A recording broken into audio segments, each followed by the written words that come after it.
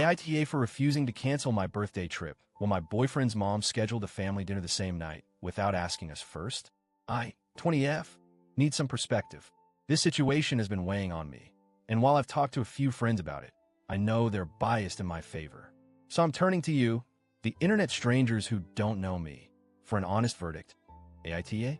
Let me give you some background. This year has been, to put it bluntly, a dumpster fire.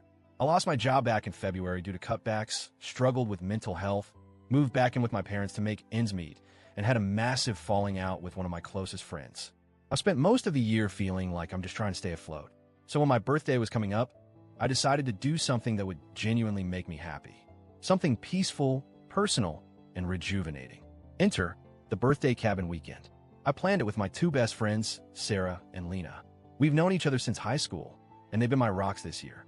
The plan was simple, a cozy cabin about 2 hours away, lots of snacks, a couple of bottles of wine, some hiking trails nearby, and zero drama. I booked the cabin 5 weeks in advance and confirmed everything with them. The date? My birthday weekend, Friday through Sunday. My actual birthday falls on a Saturday. When I told my boyfriend, 23M, let's call him Jake, he was supportive. He even helped me look at cabins online and said it sounded like a perfect way to celebrate. You deserve this, he said. That meant a lot to me. Jake and I have been dating for almost a year and a half.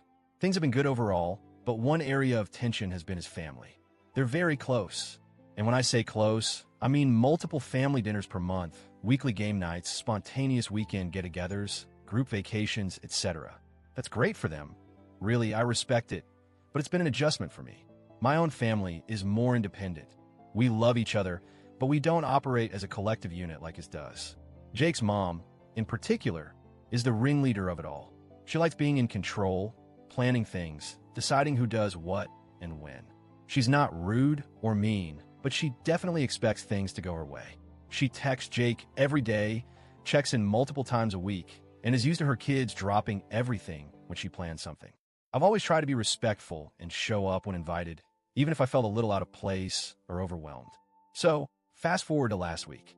Jake and I were having lunch, and he gets a text from his mom. He looks at it, frowns, and then shows it to me. It's a group message to the whole family. Family dinner at our place Saturday night.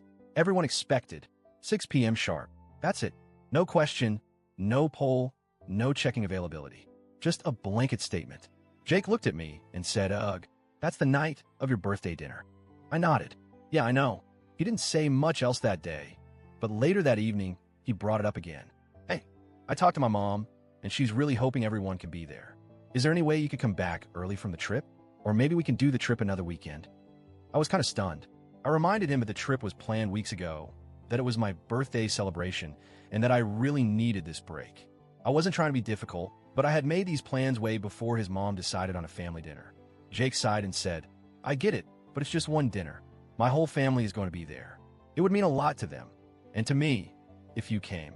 I told him gently but firmly, "I'm not changing my plans. This isn't just a random weekend. It's my birthday. I made these plans first, and I've been looking forward to this for weeks. Your mom didn't ask if we were free. She just assumed we'd all be there." He didn't say much after that. He just got really quiet and distant. The next morning, I got a text from his sister. I've only met her a handful of times, so we're not exactly close. Her message said, "It's not that hard to show up for family. You're kind of making a statement by skipping out." Just saying. That rubbed me the wrong way. I didn't respond. I felt like I was being painted as the villain for wanting to celebrate my own birthday the way I wanted. Since then, Jake's been cold. Not outright mean, but withdrawn. Like he's disappointed in me. We haven't fought, but there's a definite chill in the air. He hasn't brought it up again, but I can feel it hanging between us. I've been thinking a lot about this. I don't hate his family.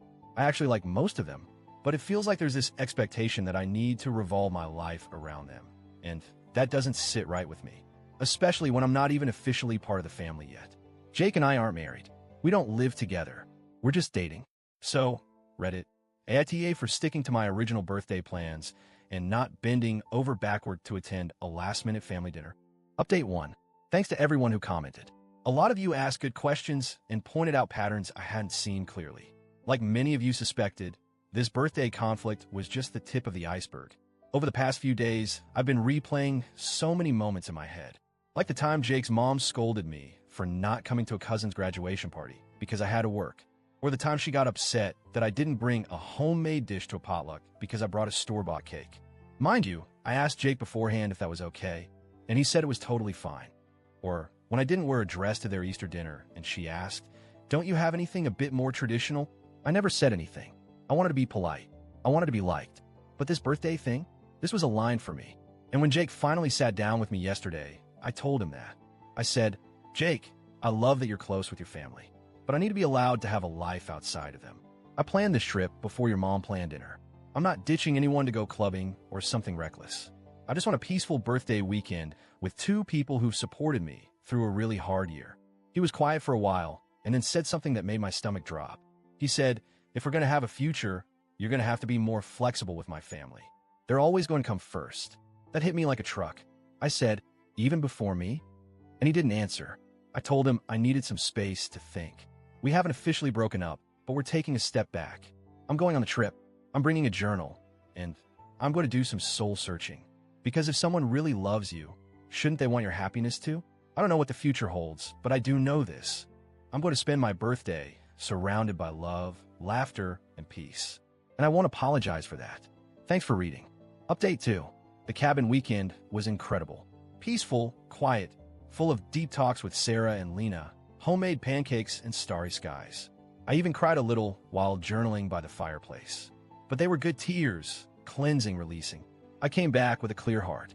Jake and I met for coffee. I told him I couldn't be in a relationship where I'd always be second to people who didn't respect me as I am. He said he wasn't ready to choose between me and his family. So we ended things. It hurts, but I feel free. AITA? No. I was just a girl who wanted her birthday to feel like her own.